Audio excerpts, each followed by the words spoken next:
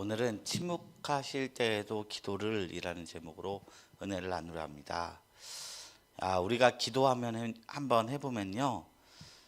하나님 앞에 나이가 원하는 것, 그리고 내가 하나님 앞에 간구하는 것, 구하시면 하나님이 때로는 말이 끝나기도 무겁게 즉각 응답해 주시기도 합니다. 이런 경험을 몇 번 하다 보면 기도하는 건 정말 신이 나요. 누가 말한 건지 모르지만 기도가 하나님과의 대화라는 이런 얘기가 피부에 와닿습니다. 근데요, 항상 기도가 이럴 때만 있는 게 아니에요. 어쩔 때는 우리가 아무리 하나님 앞에 하나님 저 이거 필요해요, 도와주세요 해도 하나님이 입을 다무실 때가 있으세요. 그때는 누가 말한 건지 모르지만 기도는요, 대화가 아니라 노동이 됩니다. 노동 같은 기도, 대화 같은 기도. 우리는 모두 대화 같은 기도를 하고 싶지만 하나님께서는 하나님의 지혜로 우리에게 노동 같은 기도의 시간을 허락하실 때가 있다는 것입니다. 어떤 경우일까요? 그거는 인생의 숫자만큼, 너무나 삶의 발자취만큼 다양합니다. 어떤 사람은 쉽게 들어주시는 것, 나는 어렵게 들어주시기도 하고요. 어떤 사람은 어렵게 들어주시는 것, 나는 쉽게 들어주시기도 합니다. 그러나 확실한 것은요, 우리가 지나오면 어떤 노동적인 기도든 우리가 해석이 된다는 거예요. 하나님께서 우리의 모든 필요를 아시는 분이시기에 내 보기에는 없어서 안 될 정도로 갈망함이 있을 때도 하나님이 침묵하신다면 어떤 의도가 있으신 것이죠. 제가 저는 어떤 경험이 있었냐면 한 20살 때쯤에 짝사랑하는 어떤 한 자매가 있었어요. 하나님, 저 자매랑 결혼할 수 있었으면 좋겠습니다. 그렇게 기도를 했어요. 그런데 하나님 침묵하시는 거예요. 그래서 철야 기도를 했어요. 밤새 기도했어요. 몇 주를, 금요철야 때마다. 근데 어느 날 하나님 음성 주셨어요. 저 사람은 너의 짝이 아니다. 그리고 나선 침묵하셨어요. 그 감정도 해결이 안 되고 어린 마음에 그게 이해가 되지 않는 거예요. 물론 지금은 완전히 이해되지만요. 수많은 믿음의 선진들이요, 이 길을 걸어왔습니다. 욥기서에 나오는 욥은 침묵하시는 하나님을 향해서 하나님이 밤중에 노래하게 하시는 그 이분이 도대체 어디 계시냐라고 탄식하는 장면이 나와요. 우리도 그렇습니다. 개인적으로 하나님이 정말로 들어주시지 않는 기도가 있어요. 아무리 탄원해도요, 가슴을 두드리고요, 타는 목마름으로 하나님 앞에 기도해도 하나님이 침묵하실 때가 있어요. 내 욕심 때문인가 싶은데 꼭 그렇지만도 않은 것 같아요. 어떤 기도는 하나님 뜻에 합당한 것처럼 보이는데도 하나님이 침묵하실 때가 있어요. 평화를 위해 기도하는데 세상의 소란은 그칠 줄 모르고요, 축복을 위해서 기도했는데 아파하는 성도가 있을 때, 개인의 삶의 고난이 그치지 않을 때 침묵하시는 하나님, 우리는 이곳에서 어떻게 해야 한다는 말입니까? 오늘 시인은요, 그런 가운데서도 하나님을 향해 포기하지 않고 간구하고 있어요. 성경 복음서에 보면요, 불의한 재판장인 줄 알면서도 억울해서 그 재판장을 찾아가 밤낮 부르짖는 돈 없고 힘없는 과부처럼 하나님 앞에 그렇게 간구하고 있어요. 오늘 성경에서 그 간구가 그 시의 전부인 것입니다. 주님의 음성이 오늘 시편에 나오지 않아요. 그런데 아삽은 침묵하고 계시는 하나님을 향해 간구합니다. 기도는요, 하나님 앞에 응답받기 위해서 하는 것이죠. 그런데 응답이 오지 않는 것처럼 느껴질 때, 하나님께서 침묵하실 때, 그때는 우리 입을 닫아야 하는 것일까요? 아닙니다. 간구와 응답의 간격의 시간 속에서 우리는 기도를 통해 해결되지 않아도 해소하면서 걸어가야 된다는 것입니다. 해소 자체가 우리에게 의미가 있기 때문입니다. 우리 기도 해결되기 위해서 할 때도 있지만 해소하려고 할 때가 참 많이 있죠. 하나님이 침묵하시는 이 괴로운 시간 기도는요, 그 자체가 우리를 인내하게 만들어줍니다. 그리고 그를 통해 하나님은 우리에게 신앙의 열매를 맺게 하십니다. 그래서 응답되지 않을지라도 우리는 하나님 앞에 기도해야 합니다. 이 기도의 시간 자체가 우리를 변화시키기 때문입니다. 17세기 무렵 30년 동안 유럽 대륙을 초토화시켰던 30년 전쟁이라고 불리는 전쟁이 있었습니다. 이게 20개의 나라들이 서로 칼을 겨눈 전쟁이었는데요. 유럽의 사회를 변화시킬 만큼 큰 사건이었습니다. 이 한복판에서 살아가던 사람들의 삶이 참 고단했을 거예요. 절망하며 낙심에 빠져 살았을 거예요. 근데 놀라운 사실이 하나 있습니다. 이 당시 유럽에서 이전보다 더 많은 노래가 만들어졌다는 거예요. 환켄 나우어라고 하는 음악가가 이 당시에 불러줬던 노래를 수집해보니 32,000곡이었고요. 웨첼이라는 부르는 음악가는 후대에 다시 수집을 했더니 55,000곡이 되더라라고 말하더랍니다. 당연히 찬송의 작곡도 들었습니다. 평화스러울 때 부르지 못했던 찬송들이 많이 만들어지고 불리워졌습니다. 고난의 시간을 지나며 성도들의 입을 통하여 샘솟듯 쏟아져 나왔습니다. 이 사실은 오늘을 살아가는 우리에게 어떤 가르침을 주고 있습니까? 진실한 그리스도인들은요, 고난 가운데 하나님이 안 보이시는 그 가운데도 여전히 노래할 수 있다는 것입니다. 찬송하며 살아갈 수 있다는 것입니다. 깊은 밤과 노래, 정말로 역설적입니다. 그러나 이처럼 어울릴 수 없는 양극단의 조화 속에서 우리는 기독교 신앙의 찬 맛을 느낄 수 있습니다. 어떤 상황에 처하든 신앙에는 노래합니다. 우리 복음성가의 유명한 부르신 곳에서라는 찬양이 있는데, 어떤 상황에서도 나는 노래한다 라고 고백하고 있어요. 하나님은 우리에게 거저 밤을 주지 않으십니다. 거저 침묵하지 않으십니다. 보이지 않고 느껴지지 않아도 하나님 손에 우리는 걷고 있고 더 깊은 차원의 하나님을 만나고 있다는 것입니다. 이것이 오늘 시편이 우리에게 주는 첫 번째 교훈입니다. 1절 말씀 보시면 하나님의 침묵 앞에서 탄원하는 이 시인의 고백을 통해서 우리는 이 침묵 속에서도 만나주시는 하나님을 발견할 수 있는 것입니다. 오늘 아삽은요, 침묵 속에서도 하나님을 바라보고 믿음의 고백을 하고 있어요. 공의를 세우시고 자신의 뜻을 이 땅 가운데 관철시키시는 하나님이라는 거예요. 과거에 하나님을 백성들을 압제하고 이 땅의 샬롬을 파괴했던 인물들이 모두 하나님 앞에서 심판당했다는 것을 기억해내고 있어요. 왜냐? 지금 에돔, 이스마엘, 모압, 하갈, 그발, 암몬, 아말렉, 블라셋, 드로, 아수르의 연합군이 이스라엘을 노리고 있는 상황이었기 때문이에요. 이 극단적인 위기 속에서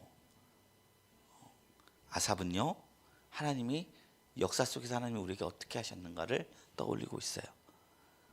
그래서 대표적인 인물이 9절부터 11절에 나오죠.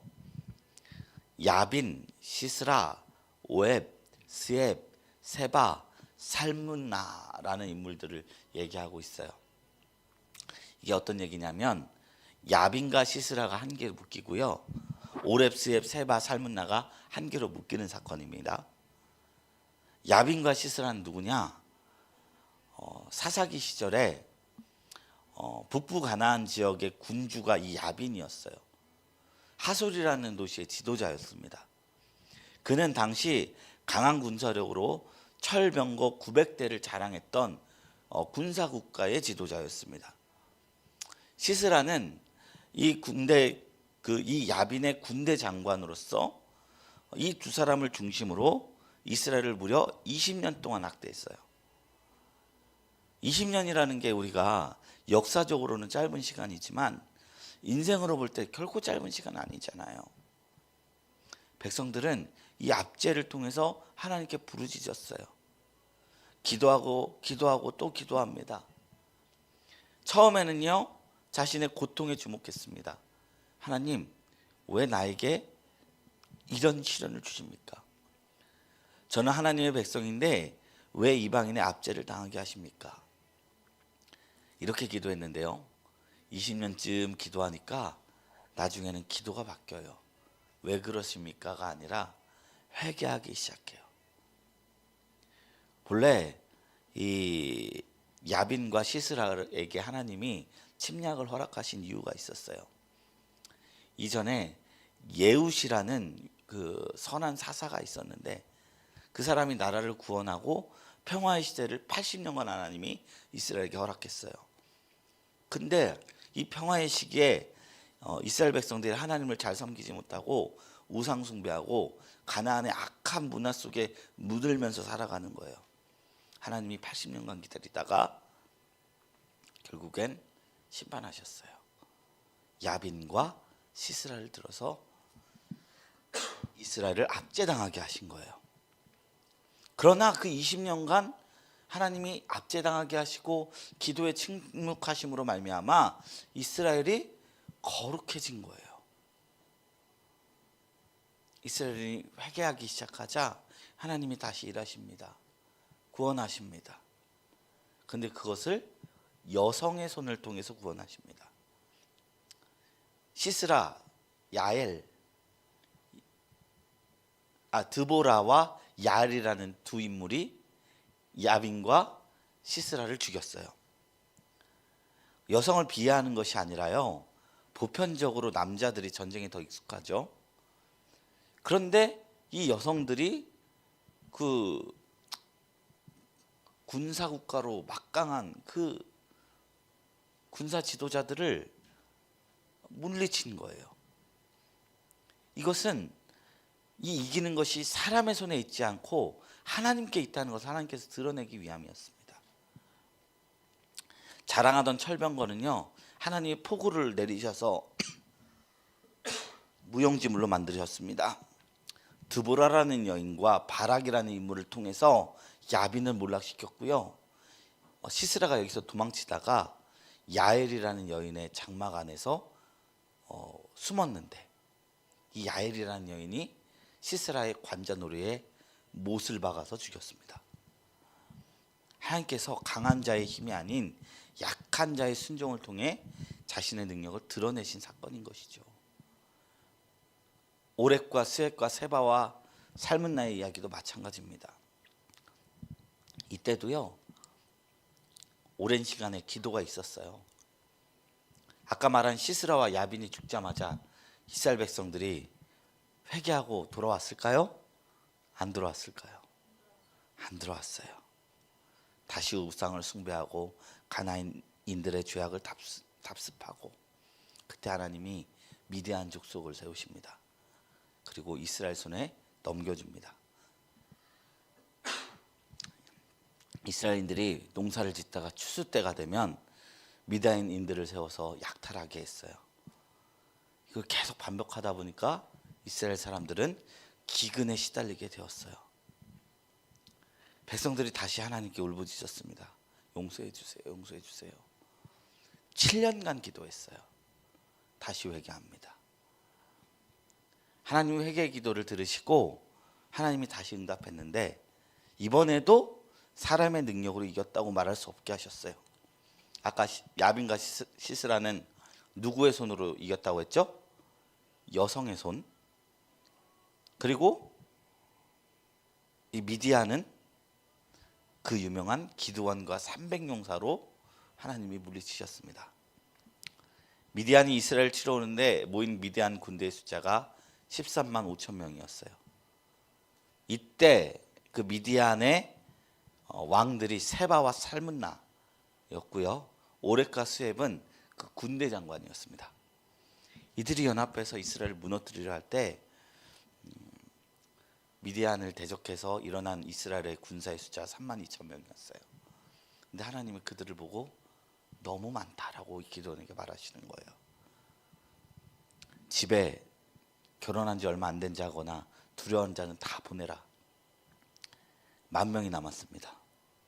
지금도 한 명이 13명을 이겨야 감당해야 전쟁에 승리할 수 있는 너무 불리한 상황이에요. 근데 하나님이 그 10,000명을 보시고도 너무 많다, 더 줄여라. 그래서 강가에서 물을 마실 때 엎드려 먹는 자는 보내고요, 물을 이렇게 움켜서 이렇게 먹는 자는 남겼어요. 그러니까 300명밖에 남지 않은 거예요. 300명이 13만 5천 명을 이긴다는 것은 인간적인 방법으로는 결코 불가능한 영역인 것입니다. 그러나 하나님은요, 내가 승리했다 보여주기 위해서 이 300명으로 이스라엘을 승리케 하시고 지도자와 장군이었던 오렙, 스앱, 세바와 살문나를 무찌르셨습니다. 지금 유대는요, 가나안의 연합군 앞에서 풍전등화처럼 떨고 있는 상황인데, 이 아삽이 옛적 하나님이 하셨을 때는 그 약한 자들을 통해서 하나님의 승리를 주셨다는 것을 기억하고 기도하고 있는 장면이에요. 이 기도가 이루어졌을까요? 이루어지지 않았을까요? 이 시편에서는 하나님의 음성도 없고 또 이겼다 졌다라는 말은 없지만, 아삽이 다윗의 시대의 그 찬양에 익숙한 자였어요. 다윗이 모든 가나안 땅을 정복하고 단에서부터 부엘세바까지 통일 왕국을 일으켰습니다. 이루어진 거예요. 사랑하는 성도 여러분, 시편 83편과 이들의 이야기는 하나님께서 영원히 침묵하지 않는다는 사실을 우리에게 보여줍니다. 설령 우리의 죄로 인한 슬픔일지라도, 보이지 않고 더디게 느껴지더라도 우리는 하나님의 승리를 믿고 그분의 뜻에 순종하며 살아가야 합니다. 겨울이 조급하다고 지나가던가요? 봄이 안절부절하다고 오던가요? 오늘도 하나님의 정의를 신뢰하며 그분의 나라를 위해 기도하고 있다면 하나님이 하나님의 때에 주님의 뜻을 이룰 줄로 믿습니다. 이 믿음 안에 거하는 저와 여러분들이 되기를 주님의 이름으로 축원합니다.